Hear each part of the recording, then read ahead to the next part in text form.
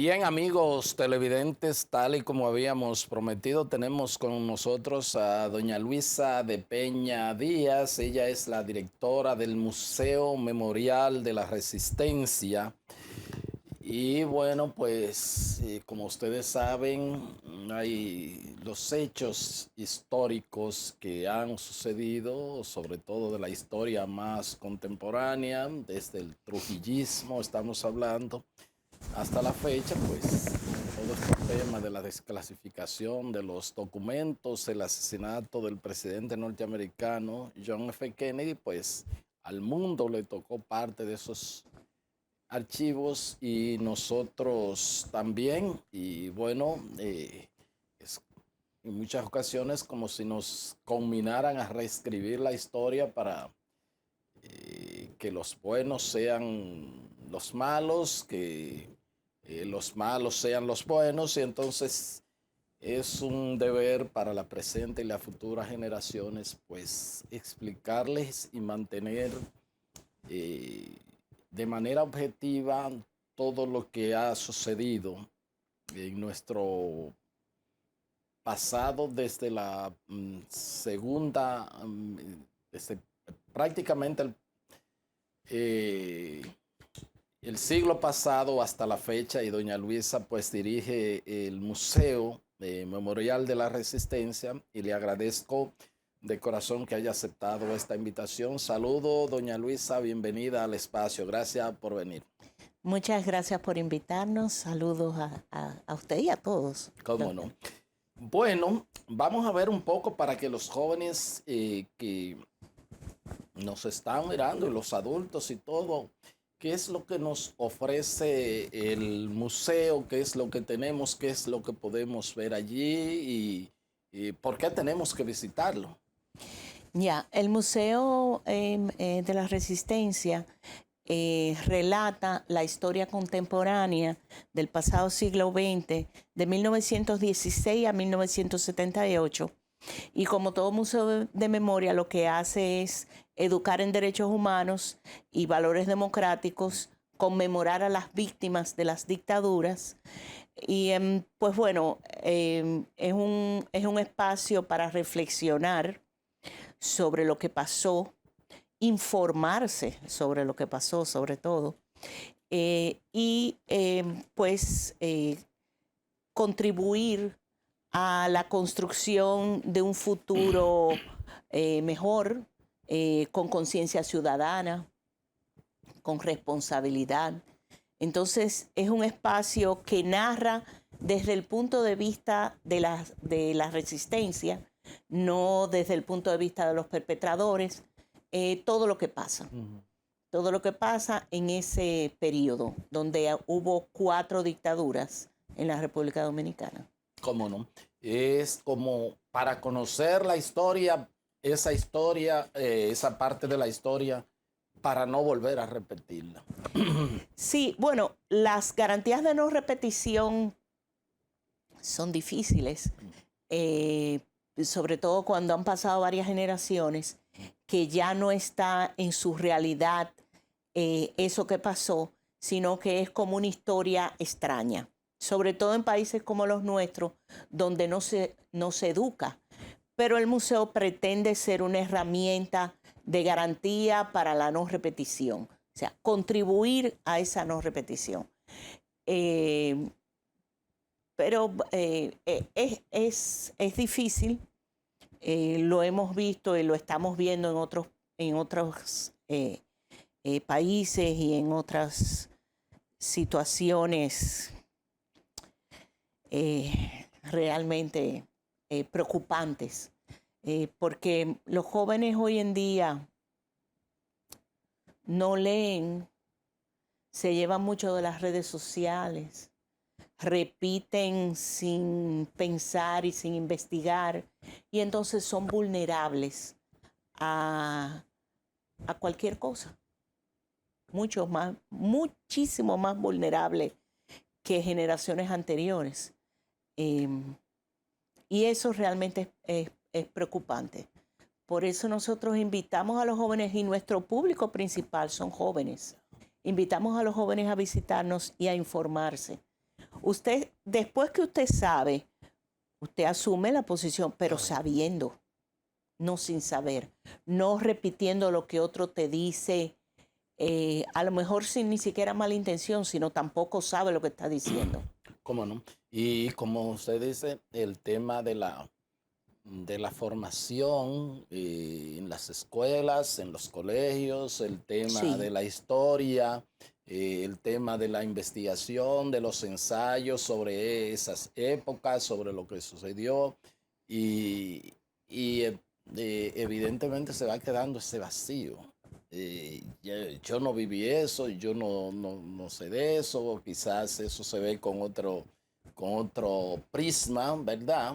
Eh, y ahí sí. está, y ahí puede venir la tergiversación y la desviación de los hechos. Claro, eso es lo que le da el espacio al revisionismo histórico a avanzar. Y el revisionismo histórico tiene una agenda clara.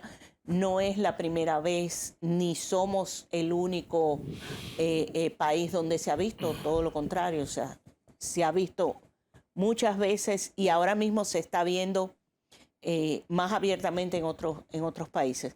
Y el revisionismo histórico es negativo porque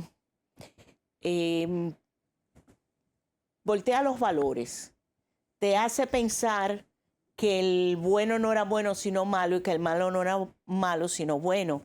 Y entonces sobre unos principios falsos, tú crees que estás construyendo, pero lo que estás es destruyendo y socavando la democracia. Entonces, son fenómenos humanos que se combaten con educación. Claro. Es como usted dice, pero llama inclusive la atención, no solamente en países como el nuestro, pero sociedades altamente desarrolladas y donde se supone que tienen un buen Sí. sistema educativo de formación. Y uno lo que está viendo es una tendencia en el mundo Mm, hacia el autoritarismo, sí, o sea, y culpar de hecho a las minorías de los problemas ancestrales, de los problemas que se generan en un momento determinado. Y en ese orden de ideas también, cuando se culpan, entonces siempre aparece un Mesías, un claro. profeta que recoge todos esos sentimientos, sobre todo con mucho carácter de demagogia y de populismo, y promete pues combatir todos esos males, se reivindica la autoridad, la fuerza y la protección de los buenos, porque entonces te divide entre buenos y malos.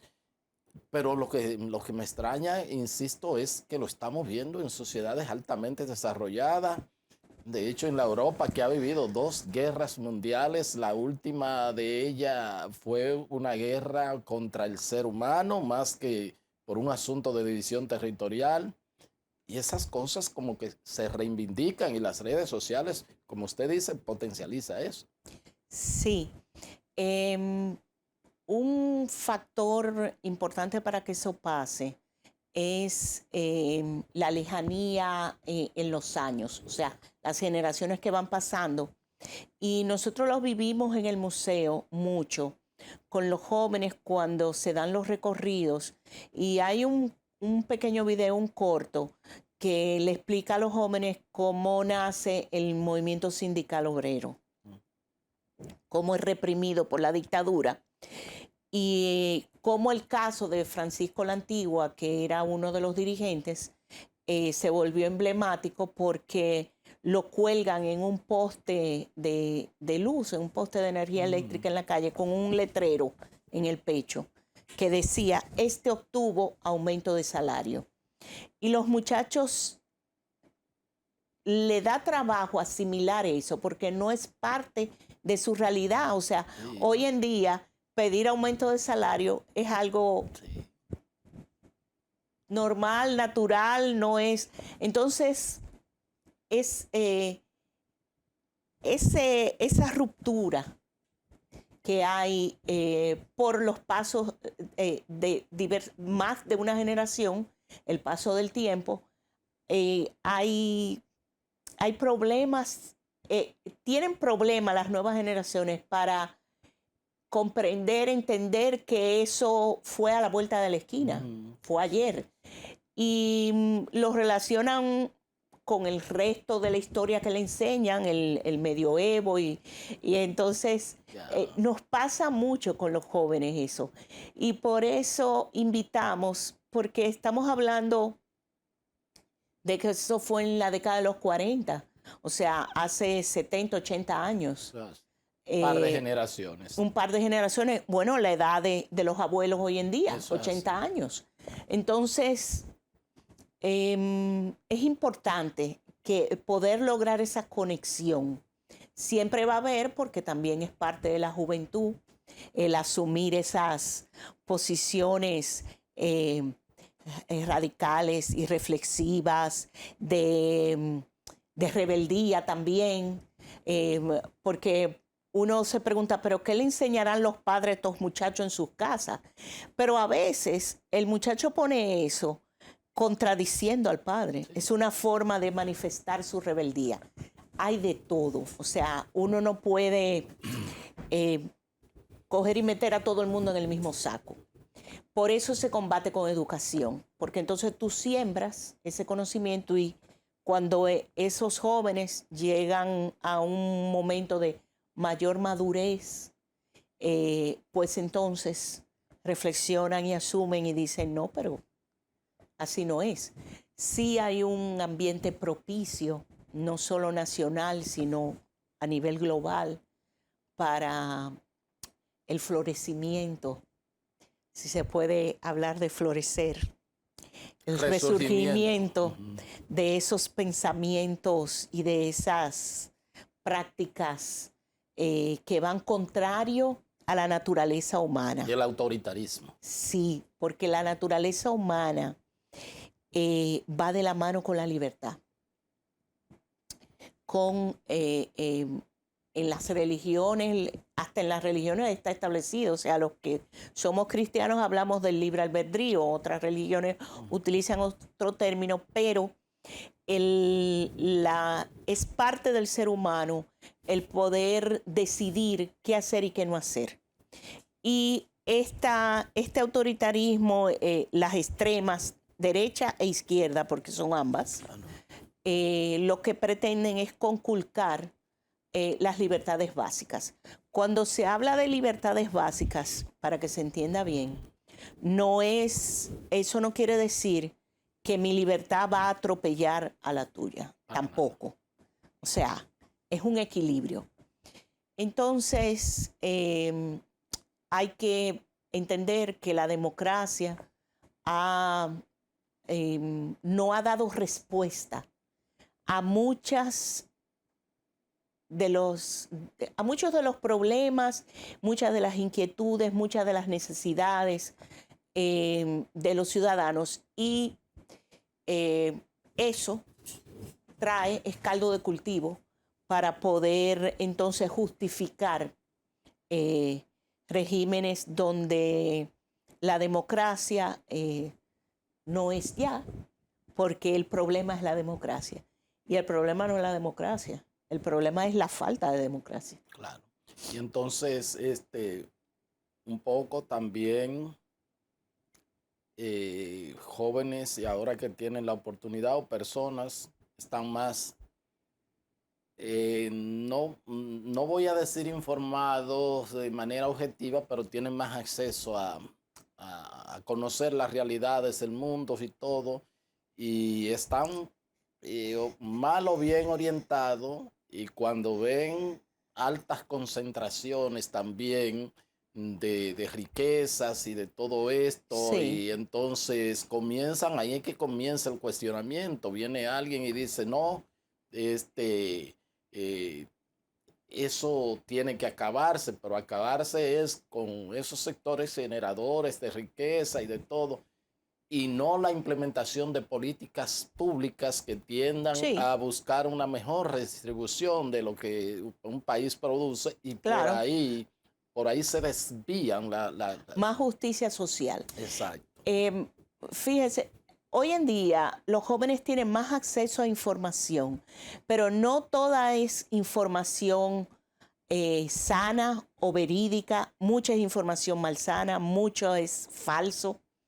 Em, y ahora con lo de la inteligencia artificial, que le arman a uno un video y te ponen a hablar y a decir cosas que no eres tú. Entonces, eso tiene sus ventajas y tiene sus peligros grandes. Precisamente de eso estamos nosotros ahora, cuando digo nosotros, el Consejo Internacional de Museos, el ICOM, ha nombrado un comité especial dentro del Comité de Deontología para los museos para revisar el código de ética. Y precisamente sobre eso hemos estado trabajando, sobre el uso de la inteligencia artificial dentro de un museo como herramienta educativa. ¿Hasta dónde? Y cómo usarlo. Y eso se aplica, pongo ese ejemplo, porque eso se aplica a todo. A la vida práctica y a todas las profesiones, a todo tipo de trabajo, a todo. O sea, ¿hasta dónde? Bueno, Eh, lo de la comunicación es un desparpajo que hay. Estoy hablando del ejercicio ya Ujú. del periodismo, de los comunicadores, de los influencers, ahí es una cosa. Sí, es preocupante. A mí me preocupa mucho. Ahora este caso precisamente se trata de eso, del manejo irresponsable, de un periodismo irresponsable y una investigación ligera, no, una falta de investigación. El uso y la manipulación de fragmentos de un legajo de documentos desclasificados, donde tú escoges lo que tú quieres decir o lo que ahí dice que puede ayudarte a lo que tú promueves y quieres decir. Eso fue lo que pasó. Entonces, eso es terrible. Además de que es una falta de ética increíble.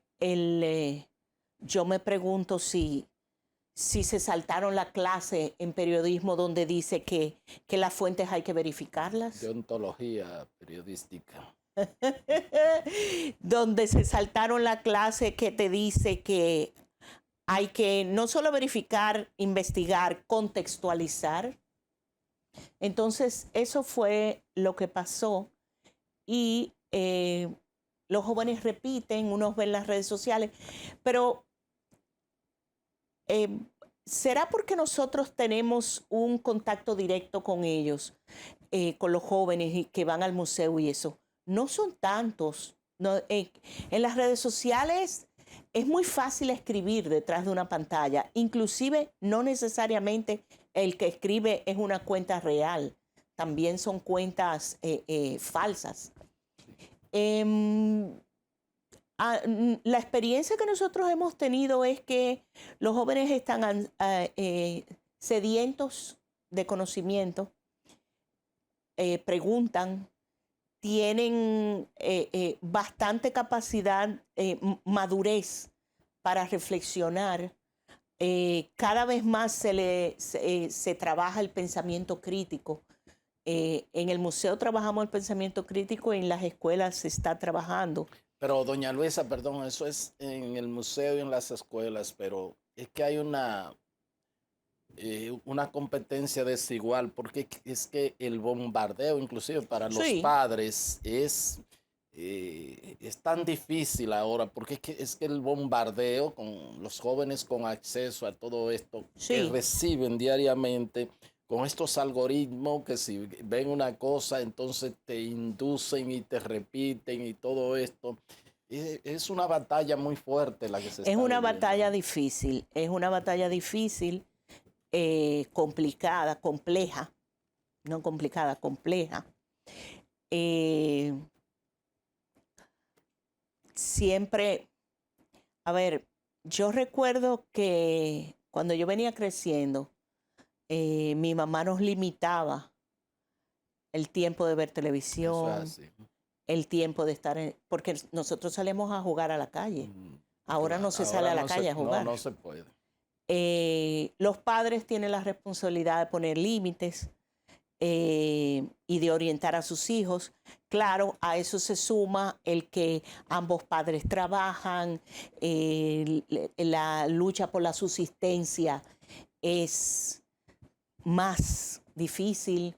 A veces los padres tienen más de un empleo, no tienen tiempo suficiente con los hijos, pero deben encontrar un equilibrio y deben involucrarse no solamente en la vida del hijo en la casa, sino en el colegio también, porque es algo que va de la mano. Hacer una especie de comunidad educativa. Exacto, entonces hacer un esfuerzo. Nosotros tendemos a ser optimistas porque la respuesta que siempre hemos recibido de los muchachos al visitar el museo ha sido buena. Qué bueno. Entonces, eso le indica a uno que hay material con el cual trabajar. Qué bueno. Y que, bueno, el futuro entonces está bien, bien protegido. Lo que hay es que trabajarlo. Eso es así. No descuidarse. Yo recuerdo que yo fui hace 2 o 3 días a casa de mi hermana y el niño tiene un tiempo para ver programas YouTube Kids. Yeah. Y él ve unos programas ahí desesperantes, pero que bueno, que a ellos les encanta. Sí. Y de repente él está viendo, pan, y se apaga. Y él se para y se va a hacer otra cosa. Y yo me quedo como, pero ven acá, ¿y qué fue?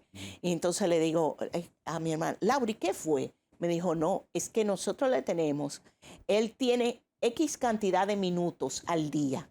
Y cuando se apaga, ya él sabe que no hay más. Y él se para y se va. Y yo me imagino que al principio no era así. Fue muy difícil, pero ya él se acostumbró. La costumbre hace ley. Bueno, voy a solicitar el permiso de Luisa de Peña Díaz. Ella es la directora del Museo Memorial de la Resistencia. Vamos a un corte y ya regresamos con la parte complementaria de la entrevista.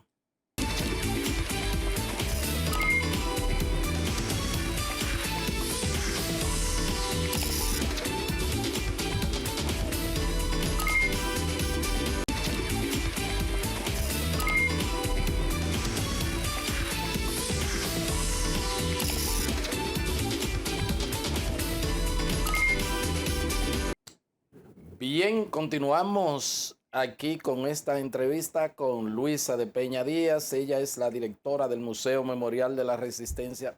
Yo siempre he criticado o más que criticado, me he quejado en este ejercicio, pero ya llevo muchos días, de que nuestro país, contrario a lo que pasó, sobre todo en Sudamérica y en algunos países centroamericanos, nosotros a partir de la dictadura y de los 12 años,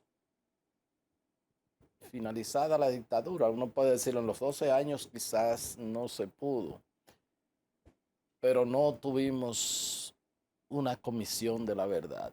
Y podemos ver, verbigracias, reitero, en Argentina, en Chile, todavía. Sí. Todos los países latinoamericanos al día de hoy han tenido una comisión de la verdad, excepto República Dominicana. Y eso impidió que mucha gente que debió rendir cuentas por su participación directa o indirecta en cercenamientos de libertades públicas, en crímenes tipificados como de lesa humanidad, desapariciones, torturas e inclusive terminaran su vida lo más tranquilo posible. Todavía vi en Bolivia, no sé, en Honduras o Guatemala, uno de esos países, que gente hasta que fueron presidentes y todo terminaron en la cárcel.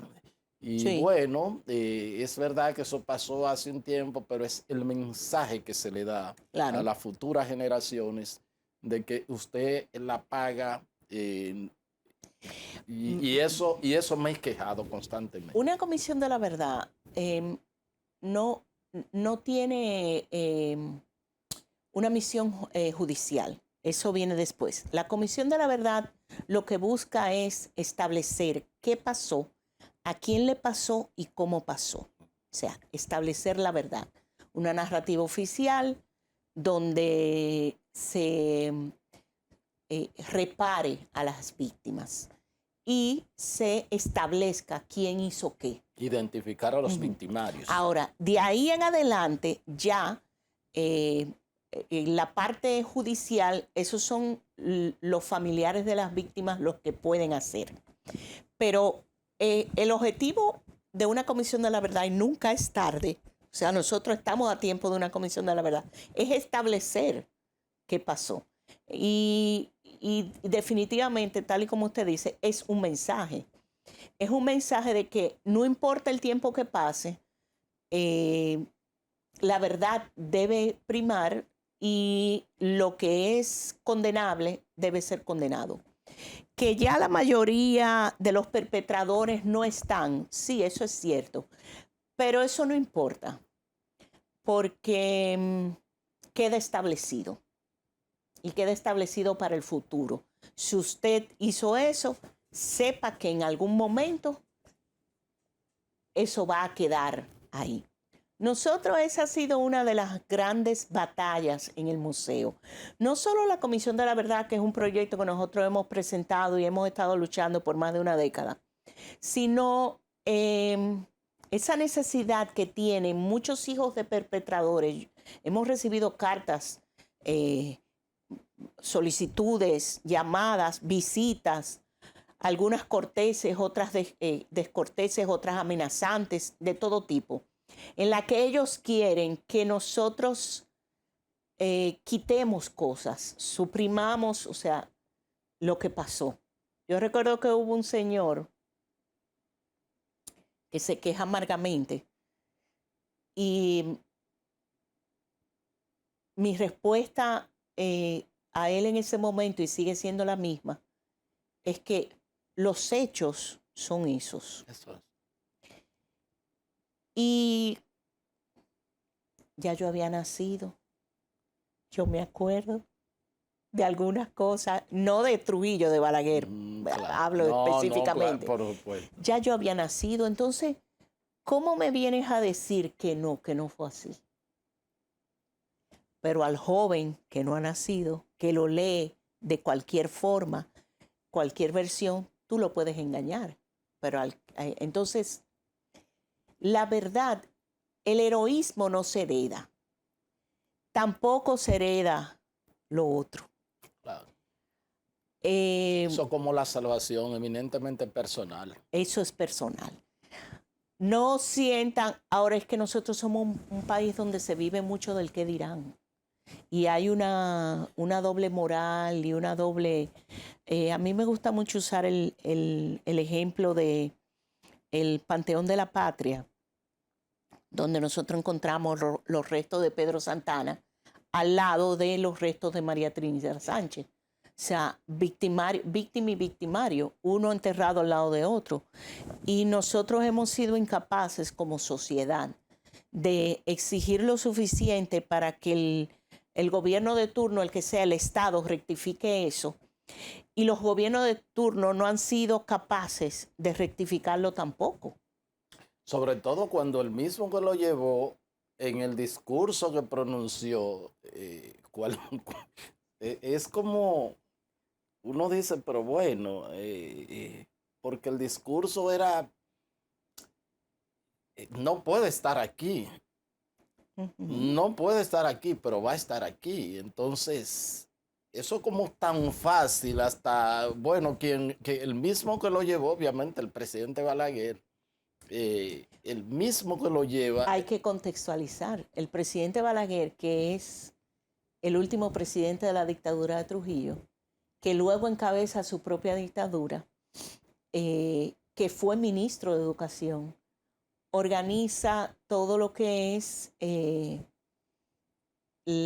la tergiversación de la historia contemporánea para él poder pues reinventarse, y fue tan exitoso que al día de hoy fue declarado padre de la democracia. Eso es así.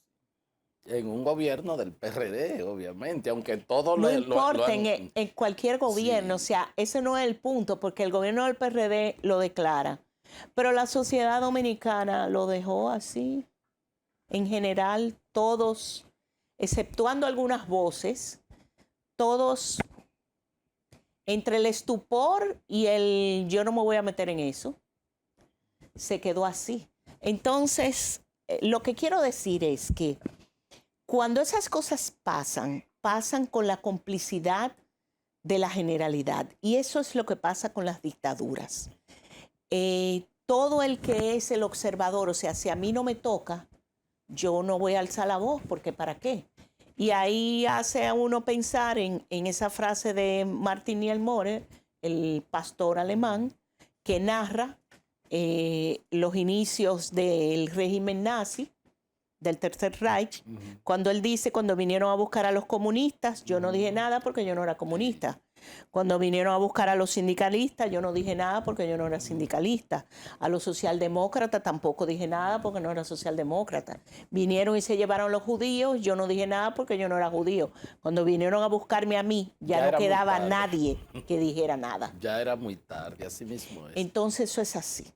Bueno, pero a propósito de Balaguer y en su memoria de un cortesano de la era de Trujillo, es muy sintomático que algunas cosas que se han traído a relucir sobre Antonio de la Maza, Balaguer también lo presenta como un ser violento, que inclusive iba a Palacio y que se eh, trataba con Trujillo, pero siempre se veía como una persona, en definitiva, un ser con mucha propensión a la violencia, con una vida muy desorganizada. Y a uno dice, bueno, pero después cuando vemos los papeles desclasificados, entonces vuelve y aparece el monstruo de Antonio de la Maza. Bueno, hay que contextualizar quién lo dice, Balaguer. Balaguer era el presidente cuando ajustician a Trujillo. O sea, Antonio de la Maza desmonta a Balaguer de la silla con su acción. Yo no voy a decir que Antonio de la Maza no fuera impulsivo y no fuera una persona con recia, con un temperamento, porque si no lo hubiese sido, no hace lo que hizo. No sale con 7 hombres una noche a perseguir a Trujillo y a matarlo. Amén de que él estuvo 4 años conspirando y organizando eso. O sea, tiene que ser una persona con una firmeza fuera de lo común. Pero eso que sale en esos documentos desclasificados, hay que ver muy bien qué es y quién lo dice. Eso es parte de un testimonio que da Clodoveo Ortiz al FBI antes de ser deportado. En el periodo del Consejo de Estado y Gobierno de Bosch, 1961, 62 al 63, se abre una Fiscalía de Investigación Especial de los Crímenes de la Dictadura. Dentro de esa fiscalía es que se arma el expediente a los asesinos de las hermanas Mirabal y se va al juicio. Se arma el expediente del crimen de Hacienda María y se pide extradición.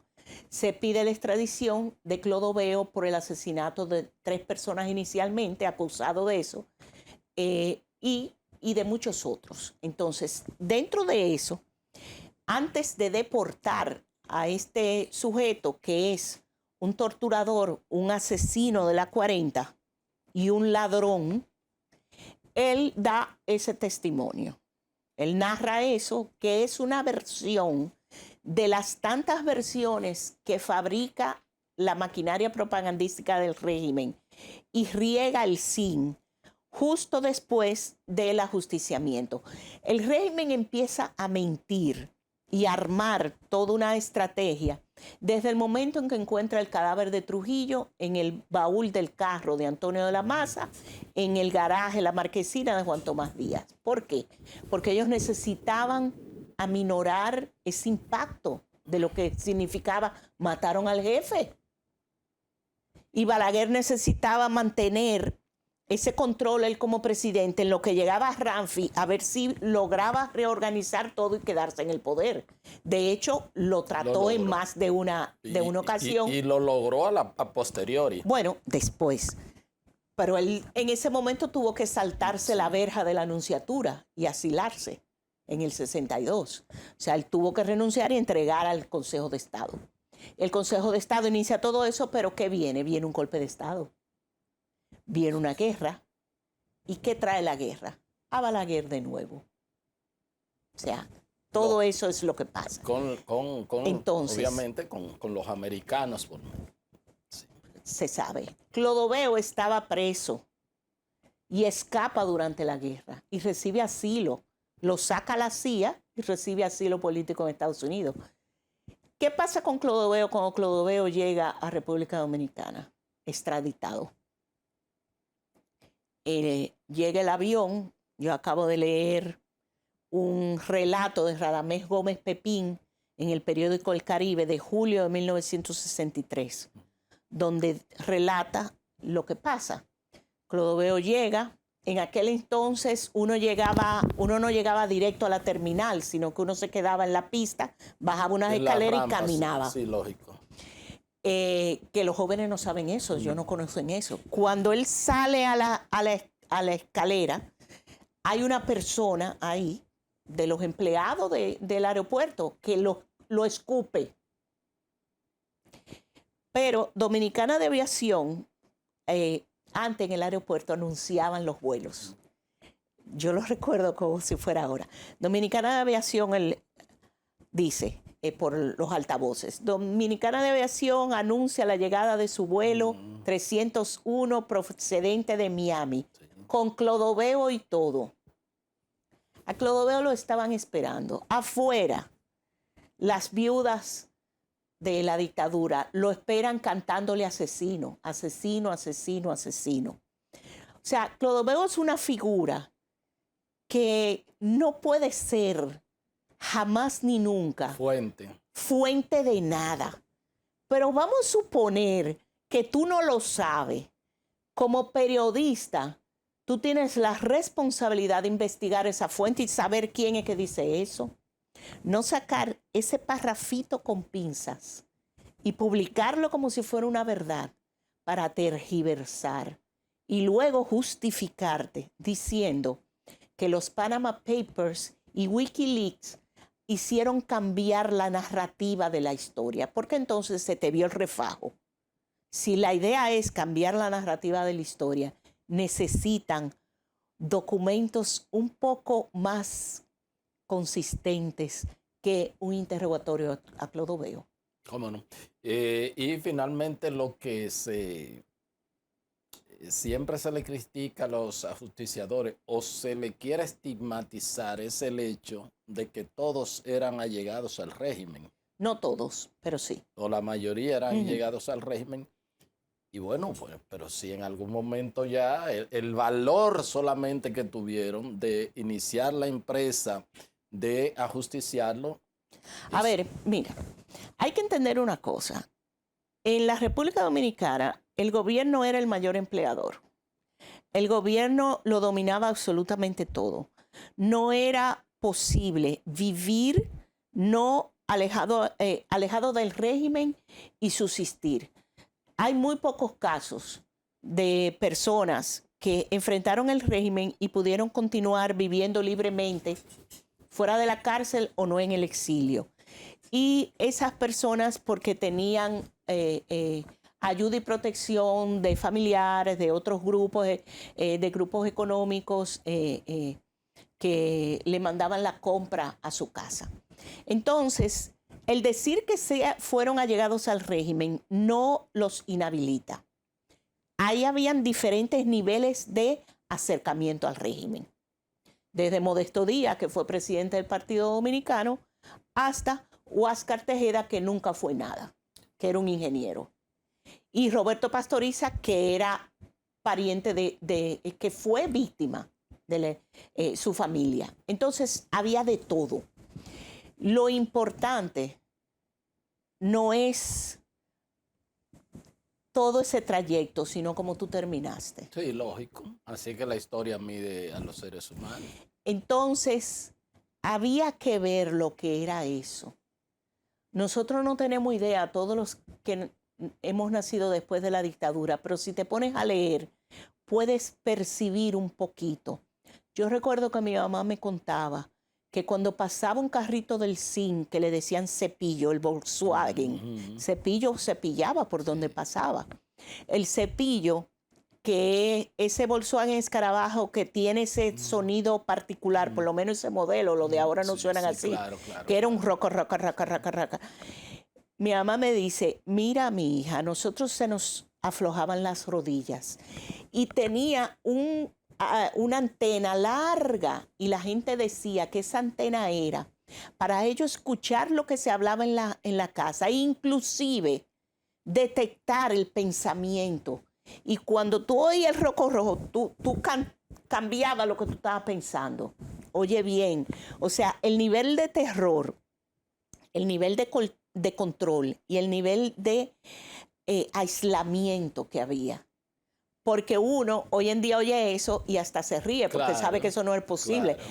Pero imagínate toda una sociedad que no tiene contacto con el exterior. O sea, para tú conseguir un pasaporte, Trujillo era el que te daba permiso.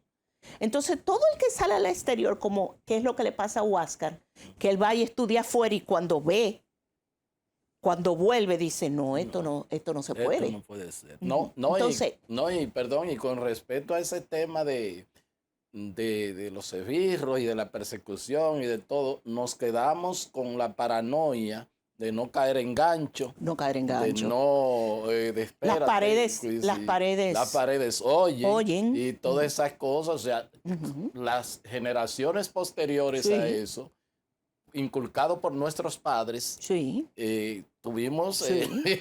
Muchacha, no diga eso. Habla bajito, espérate. Sí, así mismo. Pero finalmente, doña Luisa, ya el tiempo se nos terminó, pero como que esas cosas sí podemos un poco olvidarla o tratar de echarla para atrás. Pero lo que sí nunca olvidamos es que peleamos por Haití para la independencia. Eso como que históricamente siempre se reivindica para muchas cosas. Bueno, nosotros nos independizamos de Haití, pero luego Pedro Santana, que está en el Panteón de la Patria, vendió la patria, traicionó la República y entregó y anexó a España. Nuestra verdadera independencia es la Restauración, que es donde se ratifica esa independencia. Yo entiendo que el dominicano era dominicano y necesitaba tener su patria dominicana, independiente de Haití, independiente de España. ¿Qué pasa? Trujillo organiza y acorta con la excusa de que el himno es muy largo y aquí solo cantamos, yo le digo el himno trujillista, el himno nacional, las 4 estrofas que se refieren a la independencia de Haití. Y no cantamos la otra parte, porque Trujillo, nieto de haitiana, pues necesitaba utilizar y explotar el nacionalismo tergiversado para afianzarse adentro. Eso es la teoría de el enemigo externo. Entonces, al día de hoy, todavía se toca, se canta el himno nacional, las 4 primeras estrofas. Cuando nosotros inauguramos el Museo de la Resistencia, nosotros cantamos el himno completo, el himno dominicano. Invitamos en ese momento al presidente a que destrujillizara esa costumbre y se cante por orden ejecutiva el himno completo. Algunos lo asumieron, a veces voy y me llevo la grata sorpresa de escuchar el himno completo en algunas actividades, pero aprovechamos para invitar al presidente actual, Luis Abinader, que firmó el decreto del Día de la Libertad, a que destrujillice la costumbre del himno acortado, que nosotros, esa historia cercenada, no nos las merecemos. El dominicano es dominicano porque sí, porque somos dominicanos, somos diferentes. No porque nos separamos de Haití o nos separamos de España o lo que. Tenemos nuestros propios valores, nuestra propia identidad, independientemente de todo lo demás. Amén. Muchísimas gracias, doña Luisa. Bien, gracias a ustedes por haber estado con nosotros y será pues hasta otra entrega de su programa de Agenda. Hasta entonces.